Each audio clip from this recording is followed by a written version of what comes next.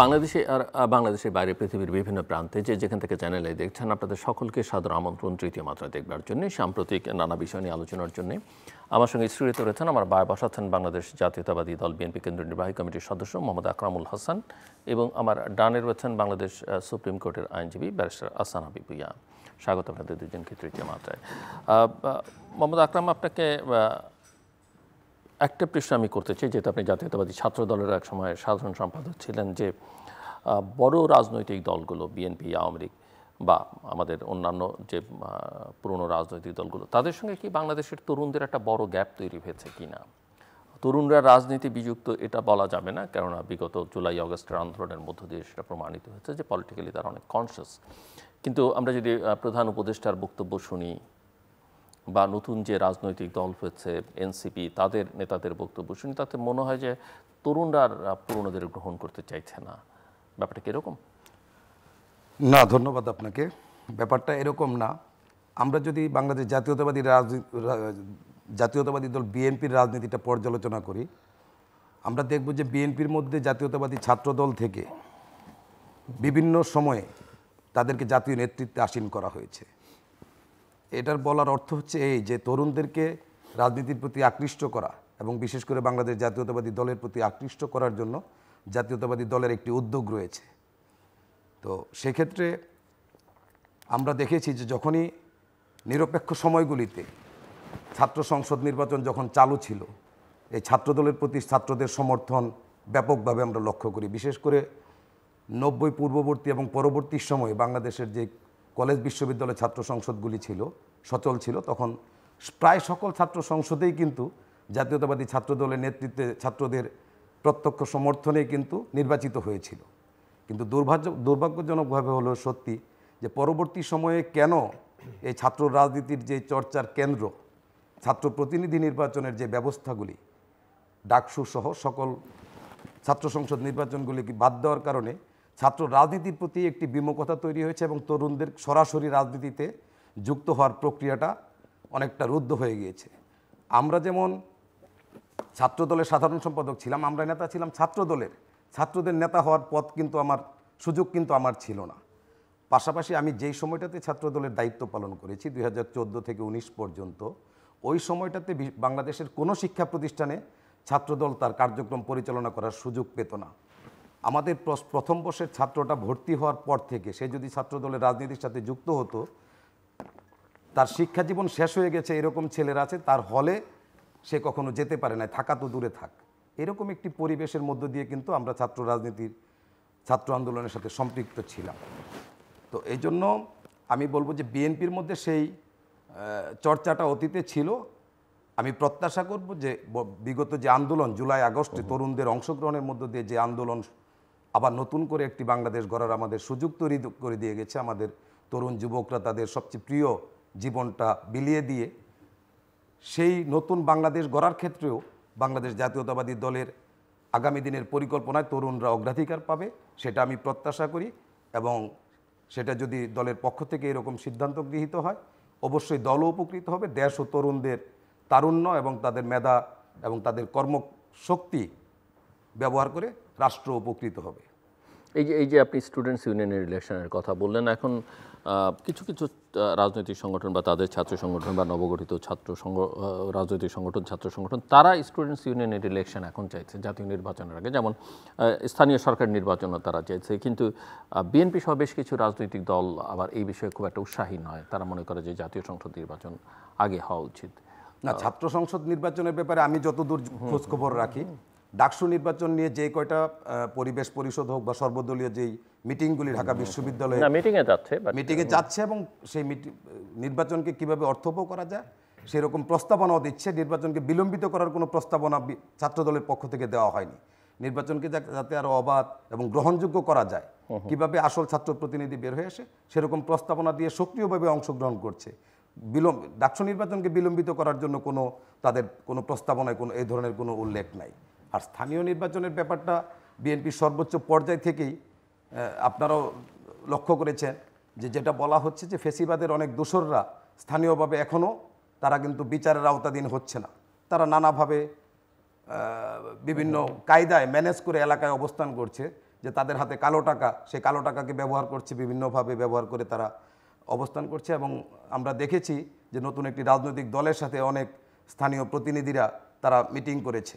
তো এরকম একটি জায়গায় বিএনপি আশঙ্কা করছে যে ফেসিবাদের দোসররা তাদের কালো টাকা ব্যবহার করে স্থানীয় সরকারের চেয়ারগুলি আবার দখল করবে এবং দেশে একটি অরাজক পরিস্থিতি তৈরি হতে পারে। পাশাপাশি আরও একটি আশঙ্কা আমাদের রয়েছে যে বাংলাদেশে যে বর্তমান যে অন্তর্বর্তীকালীন সরকার রয়েছে তাদের জনগণের কোনো প্রতিনিধিত্বশীল অংশ নাই। আমরা যদি এই সরকার এক অর্থে ধরে নেওয়া যায় যে এটি একটি ঢাকা কেন্দ্রিক একটি সরকার, আপনি এর সাথে একমত হবেন কিনা জানি, ঢাকা কেন্দ্রিক, তাদের ওই রকম প্রতিনিধিত্ব করার মতো সেই আমাদের গ্রাম অঞ্চলে বা আমাদের পেরিফেরিতে ওই রকম কোনো প্রতিনিধিত্বশীল কোনো অংশ নাই বা তাদেরকে ওইভাবে ওই সমন্বয় নাই বর্তমান সরকারের সাথে।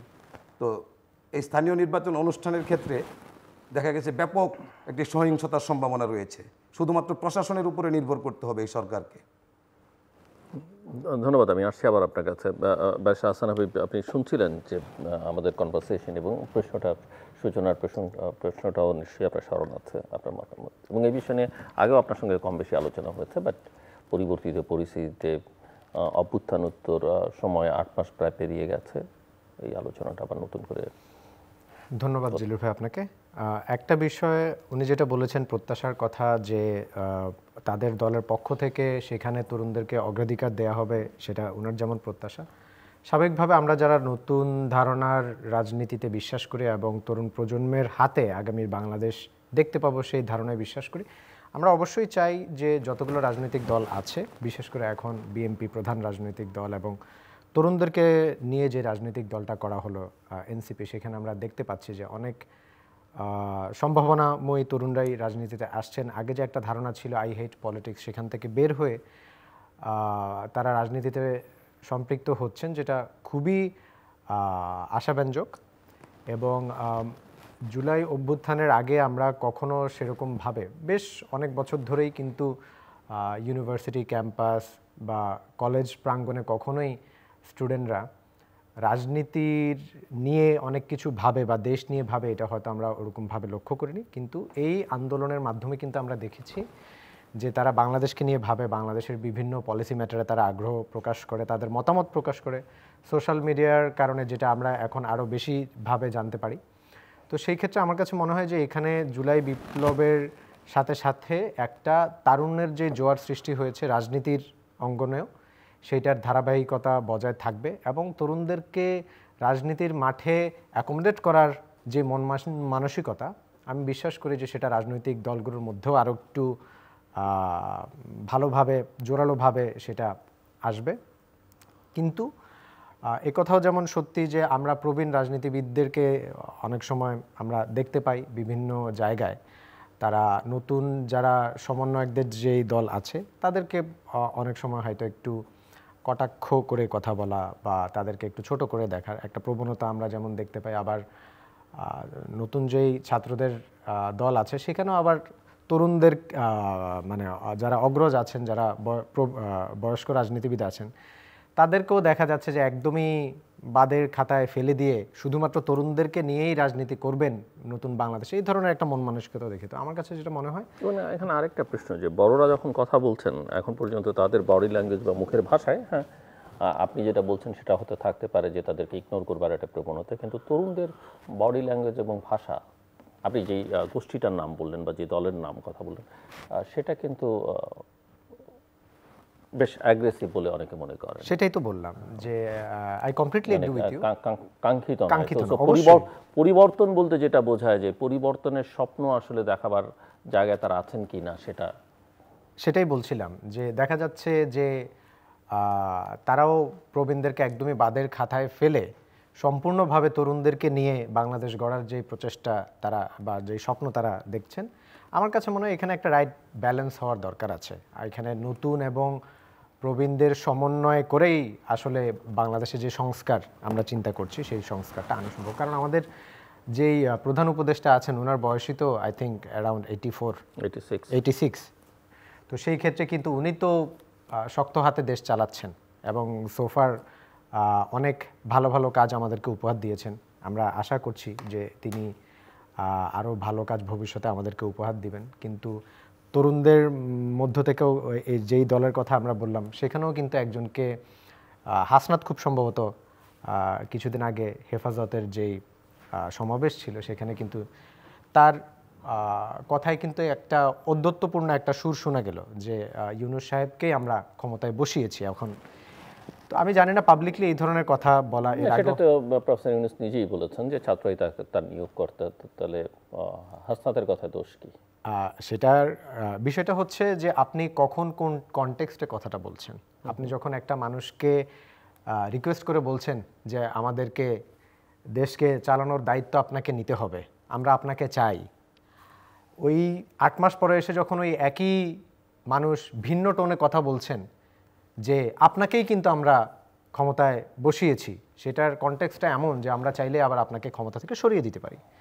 তো এই যে একটা ঔদ্ধত্যপূর্ণ ভাবে কথা বলা, আমরা হাসনাত বলেন, সার্জিস বলেন, তাদের কাছ থেকে বিভিন্ন সময়ে এই কিছু এই ধরনের কিছু ব্যাপার ঘটেছে। But on the other hand যদি আমরা চিন্তা করি, নাহিদের দিকে যদি আমরা খেয়াল রাখি, আমরা যদি তাসনিম জারার দিকে খেয়াল রাখি, আমরা কিন্তু তাদের মধ্যে রাজনৈতিক পরিপক্কতা আরও ভালো দেখতে পাই। তাদের সার্বিক দিক বিবেচনায়, তাদের বয়স, তাদের অভিজ্ঞতা, জুলাই অভ্যুত্থানে তাদের ভূমিকা এবং এই অল্প সময়ের মধ্যে তাদের যে রাজনৈতিক প্রজ্ঞা, সব কিছু বিশ্লেষণে কিন্তু আমি বলবো যে তাদের মধ্যে আরও ম্যাচুরিটির সাথে বিষয়গুলো ডিল করার একটা প্রবণতা আমরা দেখতে পাই। তো ভালো মন্দ মিলিয়েই থাকবে। আমি আপনি বলছিলেন যে অনেক কিছু সরকার ইতিমধ্যে ভালো ভালো অনেক কিছু উপর দিয়েছে, সরকার নির্বাচনের ব্যাপারে অনীহা কেন? অনেকেই মনে করেন যে তারা এটা বিলম্বিত করতে চাইছেন, প্রলম্বিত করতে চাইছেন তাদের শাসনকাল, এবং কেউ কেউ নিরপেক্ষতা নিয়ে প্রশ্ন তুলছে। অনেকে মনে করছে যে সরকার এনসিপির হয়ে কাজ করছে, অথবা কেউ কেউ মনে করছেন এই সরকারের একটা স্ট্যান্ডার্ড রূপ হচ্ছে এনসিপি পলিটিক্যাল ফোর্স হিসেবে, এবং সরকারের পারপাসেই তারা সার্ভ করছে। সো সরকার আর নিরপেক্ষ জায়গায় নেই।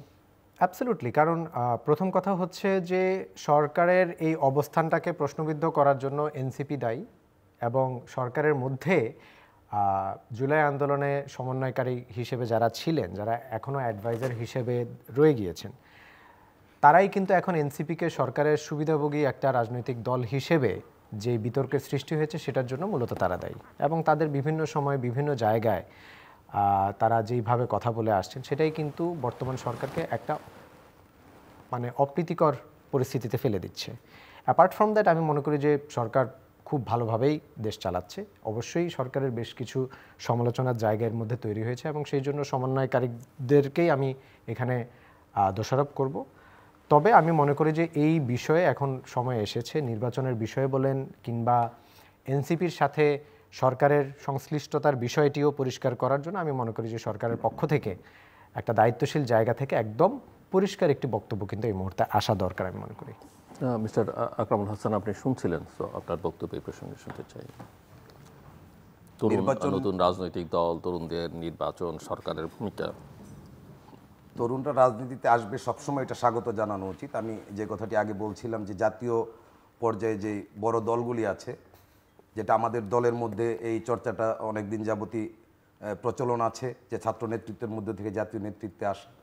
তো এই তরুণরা তারা নিজেরাই আলাদা করে একটি দল করেছে। আমরা এই রাজনৈতিক দল তৈরি করা বা নতুন নতুন রাজনৈতিক দল অনেক মতের তাদের মতো করে তারা চিন্তা করছে, সেটাকে আমরা স্বাগত জানাই। কিন্তু যে কথাটি বলছিলেন ব্যারিস্টার সাহেব, যে তাদের মধ্যে যে একটি অধ্যত্বপূর্ণ আচরণ, এটা সবার কাছে এখন দৃষ্টিকটু পর্যায়ে চলে যাচ্ছে।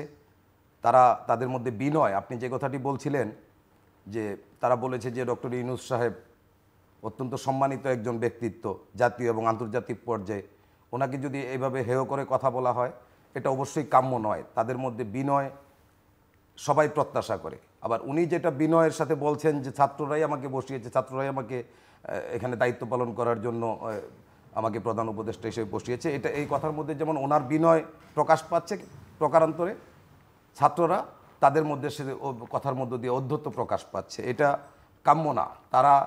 তাদের মধ্যে আরও বিনয়ী আচরণ এবং পরমত সহিষ্ণুতা, অন্য কারো মত তারা সহ্যই করতে পারছে না, এরকম একটি ব্যাপার। যেমন আমি একটি কথা বলবো যে বিএনপির 31 দফায় একটি ধারা উল্লেখ আছে যে প্রধানমন্ত্রীর মেয়াদকাল কত হবে। এখানে উল্লেখ আছে যে পরপর দুই মেয়াদে প্রধানমন্ত্রী থাকার পর কেউ তৃতীয় মেয়াদে আর প্রধানমন্ত্রী হতে পারবে না। যে বিএনপি বাংলাদেশে যে বিগত ফেসিবাদী সরকার যে স্বৈরাচারী কায়দায় জনগণের মতামতকে উপেক্ষা করে একবার বিনা ভোটে 154টি আসন, পরবর্তী নির্বাচনে রাতের ভোটে, এরপরে আমি এবং ডামির নির্বাচন করে আবার ক্ষমতা দখল করেছিল, এরকম প্রক্রিয়ায় যাতে কেউ সংবিধানের ফাঁক ফুকর দিয়ে ক্ষমতা দখল করতে না পারে, এই জন্য বিএনপি এই ধারাটি সংযোজন করেছে। কিন্তু ছাত্রদের মধ্য থেকে দাবি করা হচ্ছে বা সংবিধান সংস্কার কমিশনের যে প্রস্তাবনা, আমার ধারণা এটা ছাত্রদের মধ্য থেকে এসেছে যে কেউ পরপর দুইবার না, সারা জীবনে দুইবারের বেশি প্রধানমন্ত্রী হতে পারবেন না। তো এটা কিন্তু এরকম হতে পারে যে কেউ 40 বা 45 বছরে যদি কেউ প্রধানমন্ত্রী হন, উনি 2 মেয়াদে দায়িত্ব পালন করার পরে 50 বা 55 বছর বয়সে উনি চলে গেলেন, আবার রাষ্ট্রের কোনো কারণে একটা বিপর্যয় হলো, কোনো অভিজ্ঞ একজন দায়িত্বশীল ব্যক্তি দিয়ে রাষ্ট্র পরিচালনার প্রয়োজন হলো, তাকে যদি সবাই মিলে, কারণ একজন প্রধানমন্ত্রী হতে হলে কিন্তু জনগণের ওই দলটিকে সংখ্যাধিক্য আসনে ম্যান্ডেট পেতে হবে, তারপরে সে প্রধানমন্ত্রী হবে। রাষ্ট্রের প্রয়োজনে যদি দরকার হয় তখন কিন্তু তাকে আমরা বসানোর সুযোগ থাকে। আর যদি জীবনে 2বারের বেশি প্রধানমন্ত্রী হতে পারে না, তার সেই অভিজ্ঞতা বা তার যে দক্ষতা, সেই দক্ষতা কিন্তু রাষ্ট্র আর কোনোদিন সেই সুযোগ নিতে পারবে না। এখন ইনিয়ে বিনিয়ে অনেকটা বলার চেষ্টা করা হয়েছে, তারেক রহমানকে টার্গেট করে, আমাদের ভারপ্রাপ্ত চেয়ারম্যান, ওনাকে টার্গেট করে এটা বলা হচ্ছে।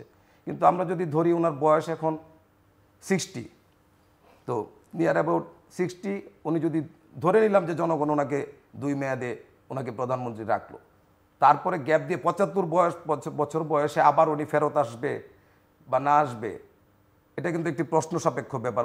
ওই বয়সে ওনার শারীরিক সক্ষমতা কেমন থাকেন, কারণ উনি 111-এ কিন্তু নির্যাতনের শিকার হয়ে ওনার মেরুদণ্ডে আঘাতপ্রাপ্ত, উনি দীর্ঘদিন চিকিৎসা নিয়ে সুস্থ হয়েছেন।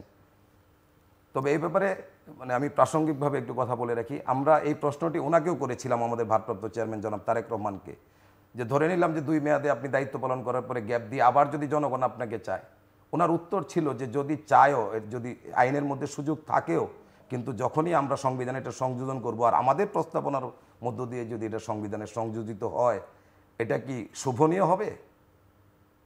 এটা কি শোভনীয় হবে আবার কেউ এসে তৃতীয় মেয়াদে প্রধানমন্ত্রী হওয়াটা একবার গ্যাপ দিয়েই? তো এই যে ওনার মানসিকতার চিন্তাটা, অন্যদিকে তারা গোদরে আছে যে না, কেউ জীবনে 2বারের বেশি প্রধানমন্ত্রী হতে পারবে না। এটাও কিন্তু সংবিধান সংস্কারের অন্যতম একটি প্রতিবন্ধকতা হয়ে দাঁড়িয়েছে। তো তারা যেটা বলছে সেটাই মানতে হবে, এরকম একটি ব্যাপার। আর বিএনপি চিন্তা করছে দীর্ঘমেয়াদে সংবিধান পরিবর্তন, বারবার, এটা তো ছেলে খেলা না, এই রাষ্ট্রটা তো একদিনের জন্য না, দীর্ঘমেয়াদী চিন্তা করছে। কখনো যদি এরকম কোনো তরুণ রাষ্ট্রপ্রধান আসে, সে 2 মেয়াদে রাষ্ট্রের দায়িত্ব পালন করে চলে গেলেন, আবার দেশের প্রয়োজনে ওনার যদি দরকার হয়, তখন তার অভিজ্ঞতাটাকে কাজে লাগানোর দরকার রাষ্ট্রীয় সংকটকালে। এই চিন্তা থেকে বিএনপি বলছে যে পরবর্তীতে সুযোগটা থাকুক। তো এই জন্য বলছি যে তাদের আচরণ বা কথাবার্তায় যে আমরা যা বলছি তাই মানতে হবে, এরকম একটি মানসিকতা, এই মানসিকতাটা পরিহার করা উচিত। পাশাপাশি তারা আরও জনগণের কাছাকাছি যাক, এই ঢাকা কেন্দ্রিক বা ছাত্রদের কেন্দ্রিক বা মব কেন্দ্রিক এই রাজনীতি দিয়ে তারা খুব বেশি দিন আগানোর সুযোগ নাই। জনগণের পাশে গিয়ে জনগণের জন্য আরও কাজ করার চেষ্টা করুক। হয়তো একসময় জনগণ তাদেরকেই গ্রহণ করবে, আমরা যদি বড় রাজনৈতিক দলগুলি যদি তাদের প্রতিশ্রুতি অনুযায়ী জনগণের চাহিদা পূরণ করতে ব্যর্থ হয়, জনগণের আকাঙ্ক্ষা পূরণে ব্যর্থ হয়। কিন্তু এভাবে অহংকারী মনোভাব বা অধ্যত্বপূর্ণ মনোভাব দিয়ে চাপিয়ে দেওয়া কোনো কিছু, এটা কিন্তু আমাদের পূর্ববর্তী ফেসিবাদী মানসিকতার যে সরকার, যাদেরকে বিদায় করার জন্য আমাদের প্রায় 200 সহস্রাধিক ছাত্র শ্রমিক জনতা জীবন দিয়েছে, তো সেই ধরনের একটি পরিবেশের কথাই মনে করিয়ে দেয়। যেরকমটি আমরা দেখছি, তারা বারবার বলছে যে নির্বাচন, একবার বলছে যে সংস্কার ছাড়া নির্বাচন হবে না। তো সংস্কার তো একটি চলমান প্রক্রিয়া, সংস্কার তো পৃথিবী কিয়ামত যতদিন পর্যন্ত না হবে ততদিন সংস্কার চলতে থাকবে।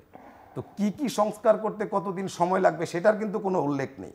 যে সংস্কার একটি অস্পষ্ট একটি ধারণা দেওয়া হচ্ছে সংস্কার ছাড়া নির্বাচন হবে না, আবার কখনো কখনো বলছে যে বিচার করা ছাড়া নির্বাচন হবে না। বিচার, যে কোনো বিচার কার্যক্রম পরিচালনা করাও কিন্তু একটি দীর্ঘসূত্রিতার ব্যাপার আছে।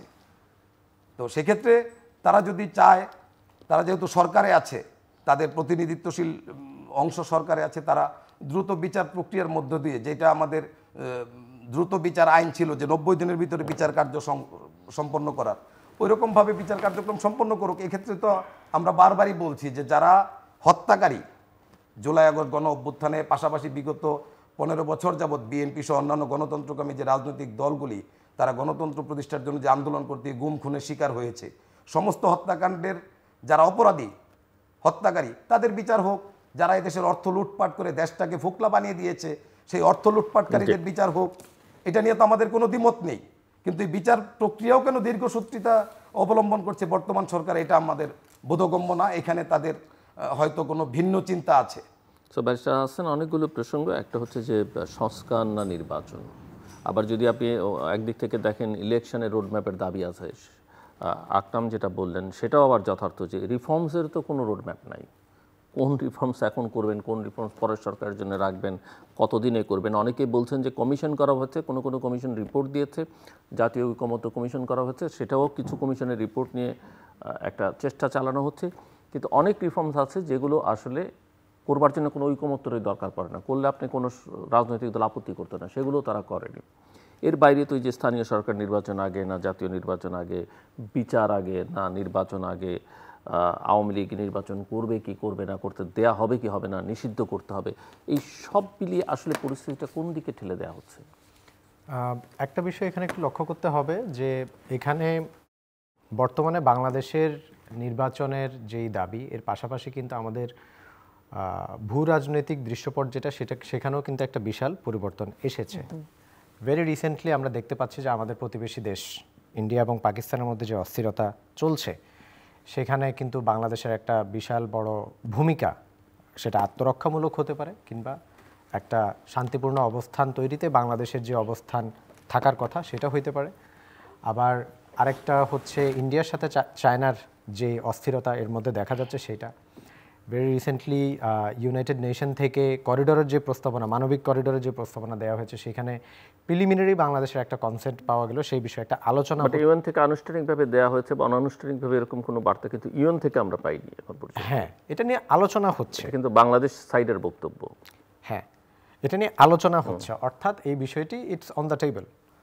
তো এই সার্বিক দিক বিবেচনায় আবার কিছুদিন আগেও আমাদের বর্ডারে বিজেপির সাথে যেই ঘটনাটা ঘটলো, এটার নিয়ে তো অলরেডি একটা অস্থিরতা চলছে, এবং এর পাশাপাশি বিচারিক প্রক্রিয়াটা সেটা কোন অবস্থায় আছে, সেইখানে আমরা কিছুদিন আগে দেখলাম যে ইন্টারপোলের রেড অ্যালার্ট জারি করার বিষয়েও কিছু সিদ্ধান্ত আমরা দেখেছি।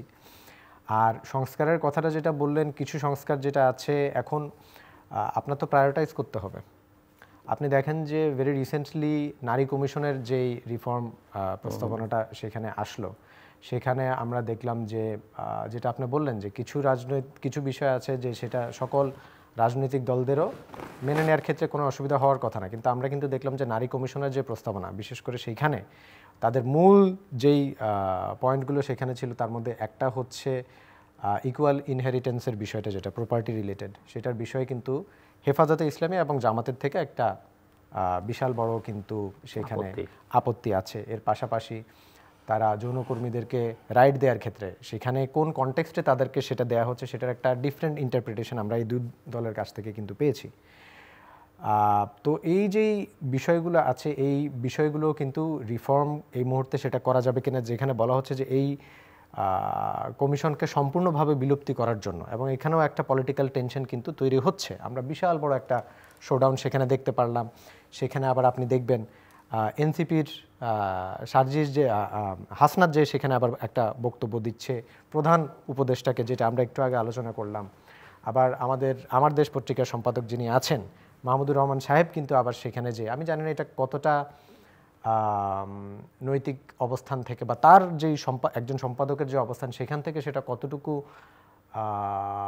শ্রেয় বা সমাচীন ছিল সেটা জানি না, কিন্তু দেখা যাচ্ছে যে সার্বিক পরিবেশ পরিস্থিতি বিবেচনায় কিন্তু এখন আমাদের যে প্রায়োরিটিটা হওয়ার কথা, যে জুলাই বিপ্লবের পরবর্তীতে আমাদের যে সেন্টিমেন্ট, আমি তরুণদের সেন্টিমেন্টের কথাটাও যদি চিন্তা করি, বিশেষ করে ছাত্রদের কথা, যে আমরা হয়তো ফেসবুকে স্ট্যাটাস দিয়েছি, আমরা আন্দোলনে সম্পৃক্ত ছিলাম, আমরা প্রোফাইল পিকচার লাল করেছি, মিছিলে অংশগ্রহণ করেছি, আমাদের যেই টাইপের সেন্টিমেন্ট থাকবে সেখান থেকে কিন্তু নাহিদ, সার্জিস, আরও যারা মাঠে ছিলেন তাদের সেন্টিমেন্টটা কিন্তু আরও অনেক ডিফারেন্ট হবে, এটাই স্বাভাবিক। কিন্তু তার মানে এইটা না যখন দেশ আপনাদেরকে একটা সুযোগ তৈরি করে দিচ্ছে, যেটাকে আবার সংস্কারের মাধ্যমে, যেটার জন্য এতগুলো মানুষ প্রাণ দিলেন, প্রায় 2603 জন ছাত্র ছাত্রী এবং আমজনতার যে মারা গেলেন, তাদের রক্তের উপর দাঁড়িয়ে আমাদের যেই সুযোগটা এখন নতুন বাংলাদেশকে গড়ে নেওয়ার ছিল, সেই মূল উদ্দেশ্যটা থেকে কিন্তু আমরা অনেকটাই দূরে সরে যাচ্ছি। এবং সেটা বিএনপির পক্ষ থেকে যেমন আসছে যে শুধুমাত্র নির্বাচন দিলেই সব কিছু ঠিক হয়ে যাবে, সেটাও যেমন ঠিক না। আবার এখনও পর্যন্ত নির্বাচনের কোনো সঠিক রোডম্যাপ নেই, সেটাকে বিভিন্নভাবে বিলম্ব করার যে চেষ্টা, সেটা সংস্কারের কথা বলে হোক কিংবা বিচার প্রক্রিয়ার কথা বলে হোক, বিচার প্রক্রিয়া তো সেটা লং টার্ম, এবং এই বিচার প্রক্রিয়া এখনও পর্যন্ত ঠিকভাবে সাক্ষী গ্রহণে শুরু হয়নি বাংলাদেশে। এই বিচার আপনি ধরে রাখতে পারেন যে অন্তত ফাস্ট ট্র্যাকেও যদি আপনি নেন মিনিমাম 5 থেকে 10 বছর পর্যন্ত সেটা লেগেই যাবে। তাহলে কি আপনি 10 বছর পর্যন্ত নির্বাচন দিবেন না? তো এইখানে কিন্তু একটা ধোঁয়াশার যে সৃষ্টি হয়েছে, এইখানে কিন্তু বর্তমান সরকার পক্ষ থেকে যারা আছেন তাদেরই কিন্তু এই দায়িত্বটা নিতে হবে যে তারা তাদের অবস্থানটা যাতে এখানে পরিষ্কারভাবে ব্যক্ত করেন যে কোন কোন সংস্কারগুলো আমরা ইতিমধ্যে করতে চাচ্ছি, ইতিমধ্যে করতে পারবো, এবং কোন কোন সংস্কারগুলো চলমান প্রক্রিয়া থাকবে। নট নেসেসারিলি সকল সংস্কার প্রক্রিয়াই লং টার্ম থাকবে, কিন্তু অগ্রাধিকার ভিত্তিতে আমরা কোন কোন সংস্কারগুলো করব সেই বিষয়গুলা কিন্তু এখনও পর্যন্ত সঠিকভাবে পরিষ্কারভাবে আসেনি। তারপর আমি বলবো যে আমি খুবই হোপফুল নতুন রাজনীতিতে তরুণরা যারা এসেছেন, আমার বিশ্বাস, বিশেষ করে আমি বারবারই তাসনিম, যারা নাহিদ, এদের কথা উল্লেখ করছি। আমার কাছে মনে হয় এখনও পর্যন্ত তারা যেই ত্যাগ স্বীকার করে এবং রাজনীতির যে কর্দমাক্ত মাঠ, সেখানে আসলে আপনাকে বিতর্কিত হতেই হবে, এটা মাথায় নিয়েই যে তারা নতুন বাংলাদেশ গড়ার স্বপ্নে তারা এগিয়ে যাচ্ছে, আমি সেটাকেও সাধুবাদ জানাই। এবং একই পাশে আমি বলবো যে তাদেরকে রাজনৈতিক প্রতিপক্ষ না বানিয়ে তাদের সাথে রাজনৈতিক আলোচনায় বসা দরকার, তাদের সাথে বৈঠক করা দরকার। আমরা সবসময় দেখি যে আমাদের কোনো ধরনের ন্যাশনাল ক্রাইসিস হলে কিন্তু সেইখানে এক ধরনের অ্যালায়েন্স তৈরি হয়। ইতিপূর্বে আমরা দেখেছি আওয়ামী লীগ একসময় জামাতের সাথে অ্যালায়েন্স করেছে, বিএনপির জামাতের সাথে অ্যালায়েন্স ছিল। এখন আবার রাজনৈতিক পট পরিবর্তনের কারণে কিন্তু দেখা যাচ্ছে যে সেই অ্যালায়েন্সগুলো ভেঙে তারা কিন্তু আবার নতুন রাজনৈতিক অ্যালায়েন্স তৈরি হতে পারে, সেটা জামায়াতে ইসলামী। আমি আপনাকে একটা প্রশ্ন করি, আপনি জুলাই আগস্টের আন্দোলনে ছিলেন, আক্রান্ত সঙ্গত কারণেই ছিলেন যেহেতু রাজনৈতিক নেতা বা কর্মী হিসেবে, এবং এনসিপিকে অনেকে পারসেপশন এবং পারসেপশন পলিটিক্সে খুবই ম্যাটার করে। আপনি জানেন যে এনসিপিকে একটা সরকারি দল হিসেবে বিবেচনা করছে অনেকে। আপনার কি ধারণা? নিঃসন্দেহে এই নাহিদ বলেন, মাহফুজ, আসিফ, সার্জিস, হাসনাত, এদের ভূমিকা অনস্বীকার্য ওই আন্দোলনে সামনের সারিতে, এবং সবাই, বিএনপি বলছে তাদের 4 শতাধিক নেতাকর্মী মারা গেছে, তারা ছিলেন, অন্যান্য রাজনৈতিক দল ছিল, জামাত ছিল, সবাই মুভমেন্টে ছিল, সাধারণ মানুষ ছিল যারা দল করে না, নাগরিক সমাজ বলেন, ছিন্নমূল মানুষ বলেন, ব্যবসায়ী, শিল্পী, নারী, পুরুষ ছিল না। মানে হার্ডকোর আওয়ামী লীগার বাদ দিয়ে আওয়ামী পরিবারও অনেককে রাজপথে দেখা গেছে, এমনকি প্রাক্তন মন্ত্রী, এমপি, তাদের পরিবারের সদস্যদেরকে আমি রাস্তায় দেখি 2-4 জনকে। আমার প্রশ্ন যে এই নেতাদের, এই যে এখন যে এনসিপির নেতাদের, এরা যদি সেই আন্দোলনের সময় বলতেন যে শেখ হাসিনার বিদায়ের পরে আমরা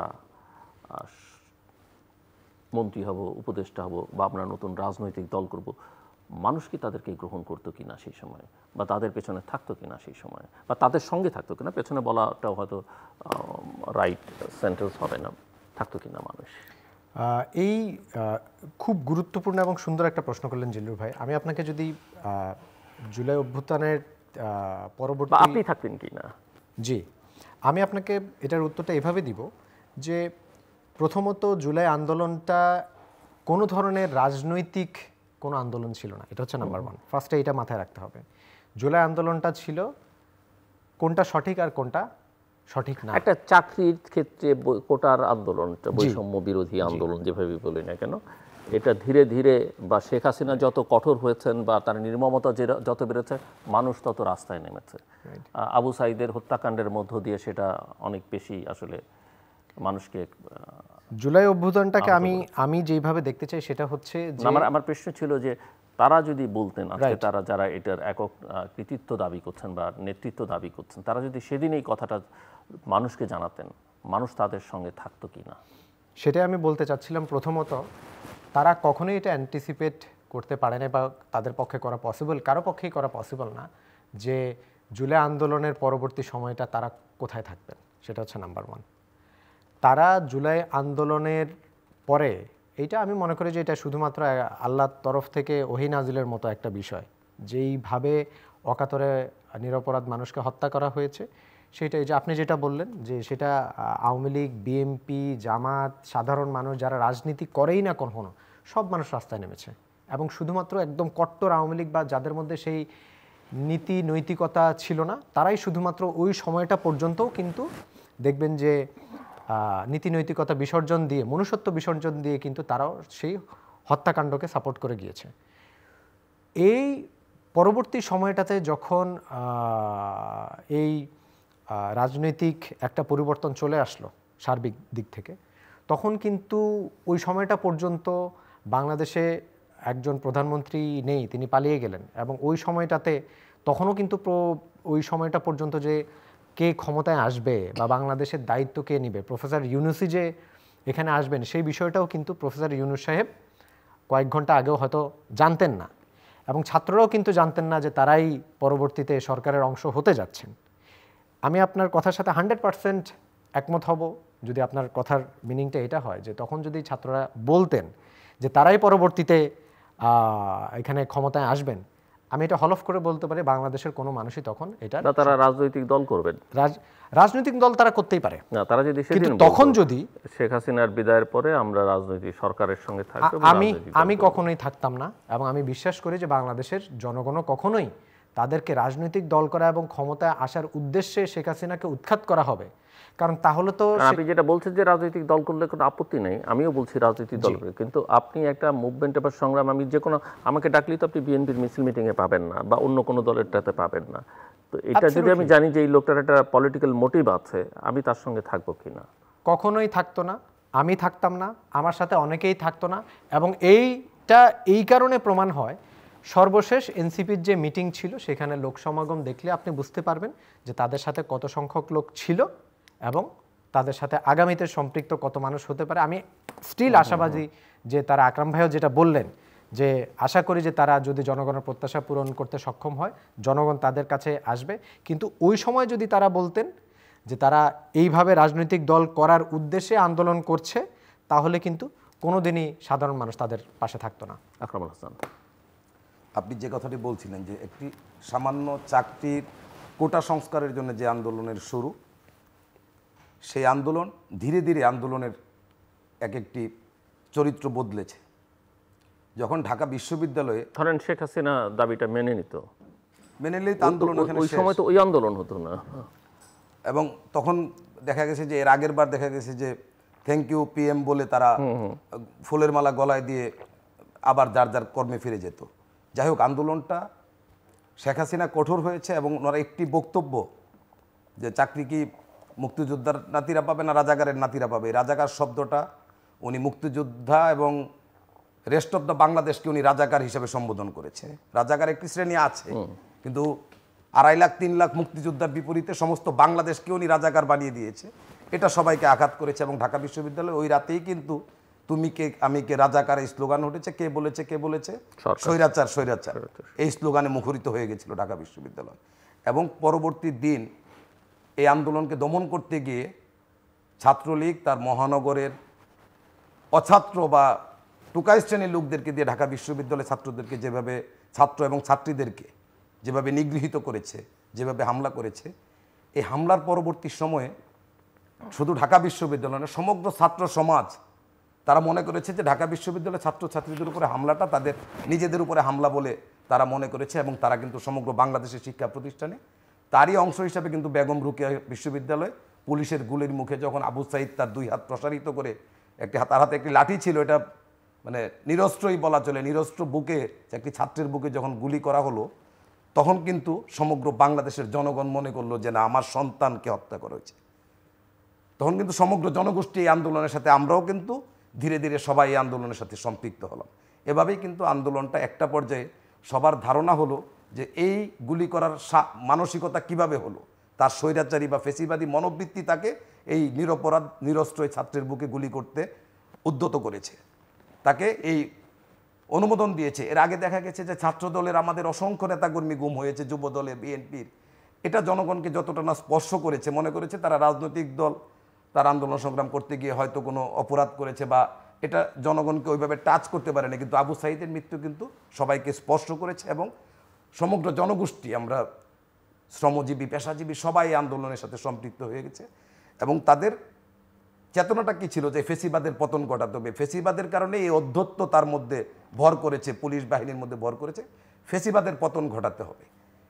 এখন এর ধারাবাহিকতায় কিন্তু ফেসিবাদী এই সরকার বা স্বৈরাচারী এই সরকারের পতন হয়েছে এবং তার অপরাধ এতটাই, অতীতে দেখা গেছে স্বৈরাচার এরশাদের মতো পতিত স্বৈরাচারও দেশে থাকার সুযোগ হয়েছে, কিন্তু হাসিনা অপরাধের মাত্রা এত বেশি ছিল যে দেশে থাকার সুযোগটাও সে হারিয়েছে, তার এই দেশ ছেড়ে পালিয়ে যেতে হয়েছে।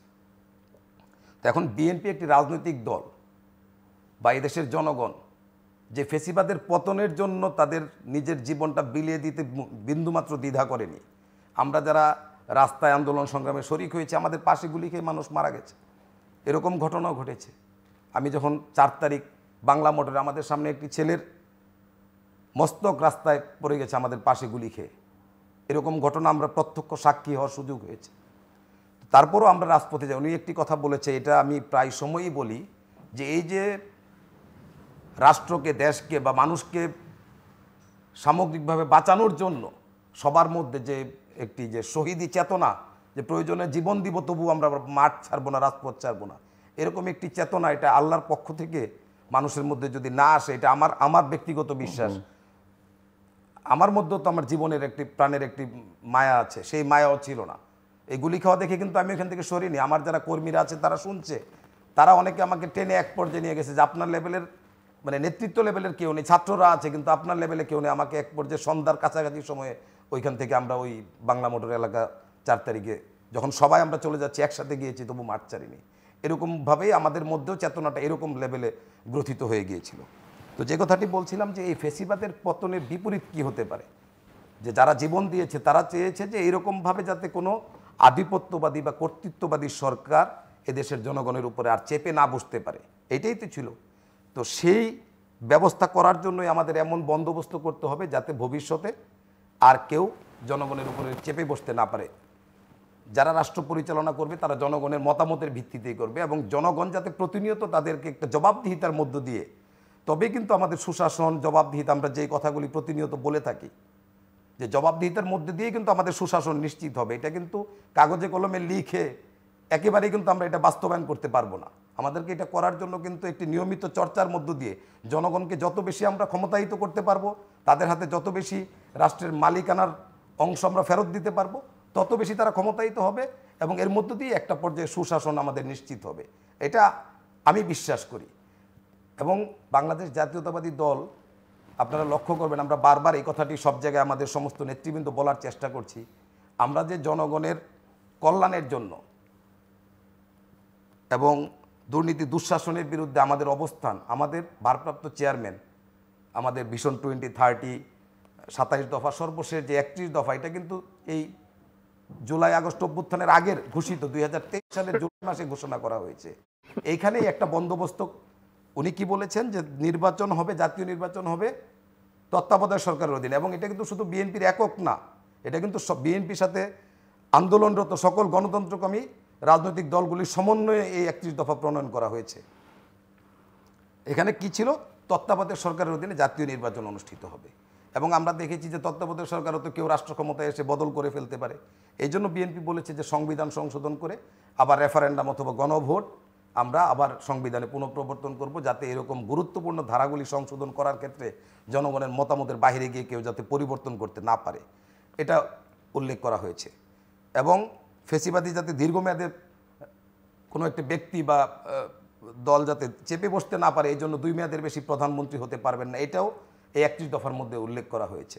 তাই আমি বলবো যে এই যে এর বাহিরেও যদি কোনো সংস্কার প্রস্তাবনা থাকে যে ভবিষ্যতের স্বৈরাচারী কায়দায় বা ফেসিবাদী কায়দায় বা দীর্ঘমেয়াদী রাষ্ট্র ক্ষমতা দখল করার মনোবৃত্তি কারোর মধ্যে থাকে, এটা কি কীভাবে সাংবিধানিকভাবে প্রতিরোধ করা যায়, এরকম প্রস্তাবনা আসতেই পারে। সেরকম প্রস্তাবনা আসলে ওয়েলকাম। এটা আমাদের ভারপ্রাপ্ত চেয়ারম্যানও বলেছেন যে আরও কী কী পদ্ধতিতে এই দেশের জনগণকে ক্ষমতায়িত করা যায়, অর্থাৎ জনগণের মতামতের বাহিরে কেউ রাষ্ট্র পরিচালনার দায়িত্ব পেতে পারে না বা রাষ্ট্র ক্ষমতা দখল করে থাকতে পারবে না। এই ধরনের কোনো সংস্কার প্রস্তাব যদি আসে, সেটা তো সবাই মিলে আমরা ওয়েলকাম করব। তো এই জন্য আমাদের নির্বাচন চাওয়াটা কোনো অপরাধ না। এখন এমন একটা অবস্থা হয়েছে, বিএনপি নির্বাচন চায়, বিএনপিকে নিয়ে ব্যঙ্গ বিদ্রুপ করা হচ্ছে। বিএনপি যে 31 দফার প্রস্তাবনা দিয়েছে, বিএনপি জনগণের কল্যাণে কাজ করতে চায়, রাষ্ট্রের স্বাধীনতা সার্বভৌমত্ব রক্ষা এবং রাষ্ট্রের স্থিতিশীলতার জন্য কাজ করতে চায়। তো সেই কাজ করতে গেলে বিএনপি যদি রাষ্ট্র পরিচালনার দায়িত্ব না পায়, তাহলে কি 31 দফা বাস্তবায়নের বিএনপির পক্ষে আর কোনো সুযোগ আছে? আর তো কোনো সুযোগ নাই।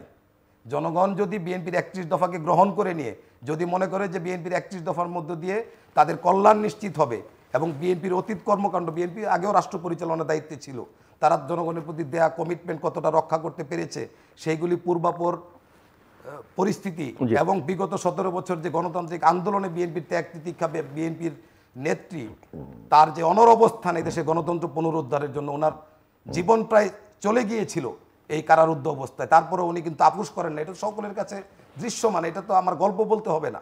তো এরকম পরিস্থিতিতে সব কিছু বিবেচনায় নিয়ে জনগণ যদি বিএনপিকে দায়িত্ব দেয়, তাহলে বিএনপি এই 31 দফা বাস্তবায়নের জন্য কাজ করতে পারবে। বিএনপি কিন্তু এর বাইরে জনগণের কল্যাণে বিবেকের ভূমিকা অবতীর্ণ হতে পারবে বিরোধী দলে থেকে, কিন্তু এটা বাস্তবায়নের জন্য কাজ করতে পারবে না।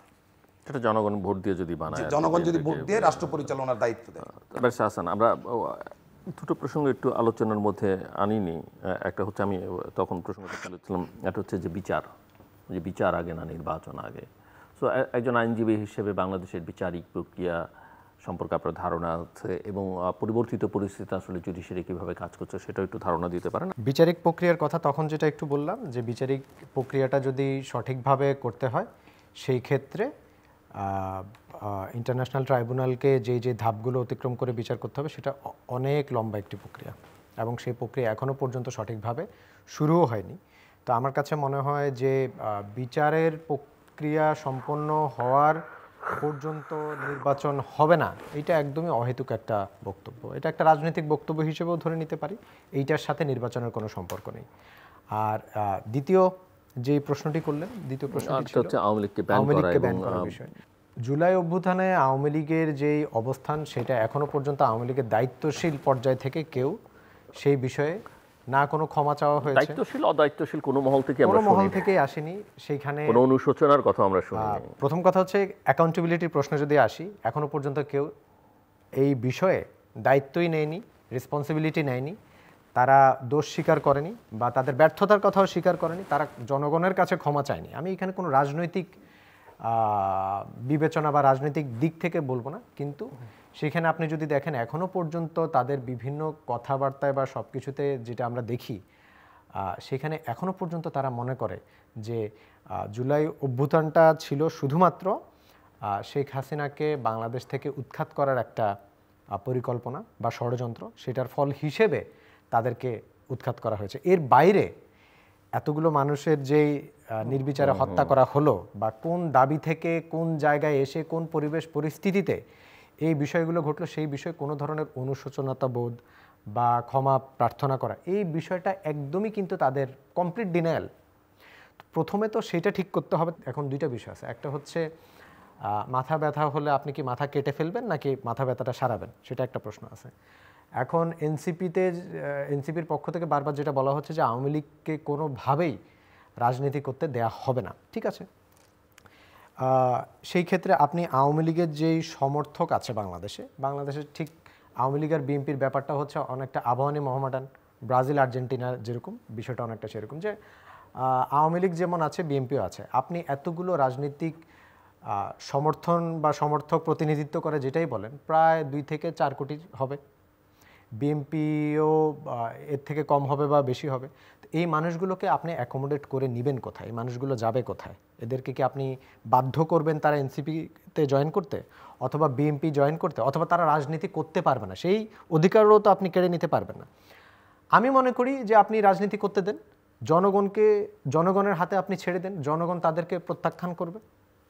জনগণ যদি মনে করে বিএনপিকে ভোট দিতে বিএনপিকে দিবে, এনসিপিকে যদি মনে করে এনসিপিকে ভোট দিবে।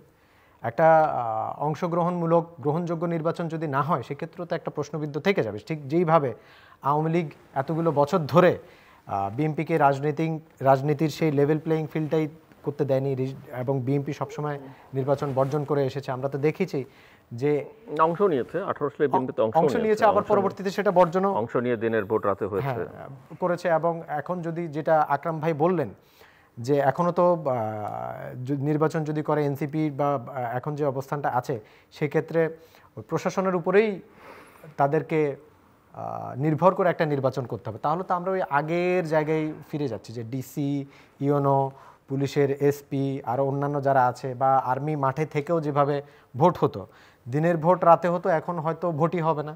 বা এই ধরনের একটা ভোটের পরিবেশ তৈরি হলে এত যে ইয়াং জেনারেশন তারা ভোট দিতে চাচ্ছে বা রাজনীতিতে আসতে যাচ্ছে, তাদেরকেও ভোট দেওয়ার জন্য ইয়াং জেনারেশন আদৌ ভোট কেন্দ্রে যাবে কিনা সেটাও তো জানে না। আপনি ভোটের একটা পরিবেশ তৈরি, কারণ আমি তো বিএনপির পক্ষ থেকে যেটা জানতে পারছি, বিএনপি তো চাচ্ছে আবার আওয়ামী লীগ নির্বাচনে আসুক। তো এই বিষয়গুলো পরিষ্কার হওয়া দরকার। বিএনপির এনসিপির সাথে আলোচনা করা দরকার। এনসিপি চাচ্ছে না, বিএনপি চাচ্ছে, অন্যান্য রাজনৈতিক দলগুলো যেগুলো আছে তারা কি চাচ্ছে। কিছুদিন আগে দেখলাম যে প্রচুর রাজনৈতিক দলের মধ্যে হয়ে গেল। এটার মূল কারণটা হচ্ছে যে তারা সবাই মনে করছে যে এখানে একটা রাজনৈতিক অ্যালায়েন্সদেরকে হয়তো আসন ভাগাভাগি হবে বা আসন বন্টন হবে, এবং যারাই ছোটোখাটো রাজনৈতিক দল থাকবে, আপনি দেখবেন যে ডেস্টিনিও একটা রাজনৈতিক দল ইতিমধ্যে করে ফেলেছেন। তারা মনেই করছেন যে ওই যে 18 দল 14 দল আগে যেরকম দেখতাম এরকম হয়ে একটা সবাইকে নিয়ে একটা রাজনৈতিক সরকার হয়তো গঠন করা মতো একটা অবস্থান তৈরি হতে পারে। তো এই বিষয়গুলো পরিষ্কার করা খুবই জরুরি। আমি ব্যক্তিগতভাবে মনে করি আওয়ামী লীগকে রাজনীতি করতে দেয়া উচিত। আওয়ামী লীগের যারা দোষ করেছেন তাদের বিচার নিশ্চিত করার মাধ্যমে তাদেরকে, মানে এটা প্যারালালি চলতে হবে। আপনি ঠিক একইভাবে আপনি যারা জুলাই অভ্যুত্থানের হত্যাকাণ্ডের সাথে সরাসরি কিংবা ইনডাইরেক্টলিও জড়িত ছিলেন তাদের বিচার প্রক্রিয়া যেমন স্বচ্ছভাবে নিশ্চিত করতে হবে, এর পাশাপাশি আওয়ামী লীগ রাজনৈতিক দল হিসেবে তাদেরকে সুযোগ করে দিতে হবে, যেইখানে তারা যদি, আমরা কিছুদিন আগেও দেখেছি যে রিফাইন্ড আওয়ামী লীগের একটা প্রস্তাবনা যেখানে এসেছিল, সেই প্রস্তাবনাটাকেও কিন্তু বিএনপির পক্ষ থেকে আর অন্যান্য রাজনৈতিক দল থেকে কিন্তু গ্রহণ করা হলেও দেখা যাচ্ছে যে আবার এনসিপি থেকে কিন্তু সেটাকে একদমই বর্জন করা হয়েছে। তো আপনি তো একদমই, মানে এটা তো আর ব্ল্যাক অ্যান্ড হোয়াইট হতে পারে না। পলিটিক্সে ব্ল্যাক অ্যান্ড হোয়াইট বলে কোনো কিছু না, একটা গ্রে এরিয়ার মধ্যে আপনার থাকতে হবে। একটা রাজনৈতিক অ্যাকোমোডেশন, পলিটিক্যালি আপনি কীভাবে অ্যাকোমোডেট করবেন এই বিষয়গুলো বিবেচনা আনতে হবে। তা নইলে বিএনপির রাজনৈতিক কর্মীদের উপরে যেই দুরবস্থা, হামলা মামলা, এই যে আকরাম ভাই তো হয়তো অনেক মামলার ভুক্তভোগীও হয়ে থাকবেন এত বছরে, 17 বছরে, এই একই জিনিসের যাতে পুনরাবৃত্তি না হয়। এবং আমরা কিন্তু অলরেডি দেখতে পাচ্ছি যে এখন কিন্তু কারো সাথে কারো জায়গা জমির বিরোধ থাকলে, ব্যক্তিগত বিরোধ থাকলে সেখানেও কিন্তু মামলা দিয়ে দেওয়া হচ্ছে। আমরা রিসেন্টলিও দেখেছি এই ধরনের কয়েকটা ঘটনা যেখানে কিন্তু মামলা হামলা দিয়ে আবার ওই ফ্যাসিবাদী যে চরিত্রটা ছিল বিগত সরকারে সেই দিকটাই কিন্তু আবার এগিয়ে যাচ্ছে, সেটা আমাদের কাম্য না। ধন্যবাদ আকরামুল হাসান।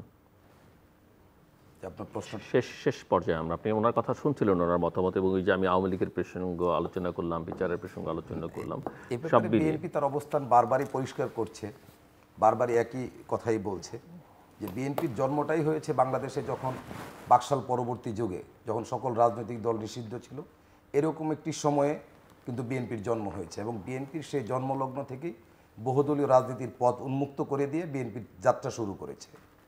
আমরা লক্ষ্য করেছি যখন বিগত ফেসিবাদী সরকারের সময় জামাত ইসলামীকে নিষিদ্ধ করা হয়েছিল, তাদের নিবন্ধন বাতিল করা হয়েছিল, এই সমস্ত ব্যাপারে কিন্তু বিএনপি প্রতিবাদ করেছে এবং বিএনপির অবস্থান ছিল সবাইকে রাজনীতি করার সুযোগ, এভাবে আইন করে কাউকে নিষিদ্ধ করার বিপক্ষে বিএনপির অবস্থান ছিল। এখনও বিএনপি একই কথা বলছে যে আইন করে কাউকে নিষিদ্ধ করা নয়, আওয়ামী লীগের যেই দুর্নীতি, দুঃশাসন, লুটপাট, জনগণের ভোটের অধিকার কেড়ে নেওয়া, গণতন্ত্রকে হত্যা করা, এবং সর্বশেষ এই জুলাই আগস্ট ছাত্র গণ অভ্যুত্থানে যেভাবে নির্বিচারে মানুষকে গুলি করে হত্যা করা হয়েছে, এ সকল কিছুর বিপরীতে এসে আওয়ামী লীগ যদি নির্বাচন করে জনগণই হয়তো এর জবাব দিবে। এবং আমি তো মনে করি যে তাদেরকে নিষিদ্ধ করার দরকার নেই। আওয়ামী লীগের হয়ে কারা নির্বাচন করবে এরকম লোক এই মুহূর্তে আমার চোখে পড়ছে না। যতই তাদেরকে সুযোগ দেওয়া হোক, তারা নিজেদের অপরাধবোধ হয়তো প্রকাশ করছে না, কোনো দুঃখ প্রকাশ আমরা দেখছি না, কিন্তু তারা নৈতিকভাবে অত্যন্ত দুর্বল অবস্থানে আছে। কেউ যে আওয়ামী লীগের পক্ষ হয়ে এসে নির্বাচনে অংশগ্রহণ করবে, তাদেরকে সুযোগ দিলেও এটা আমার সন্দেহ আছে যে কেউ নির্বাচনে অংশগ্রহণ করে কিনা।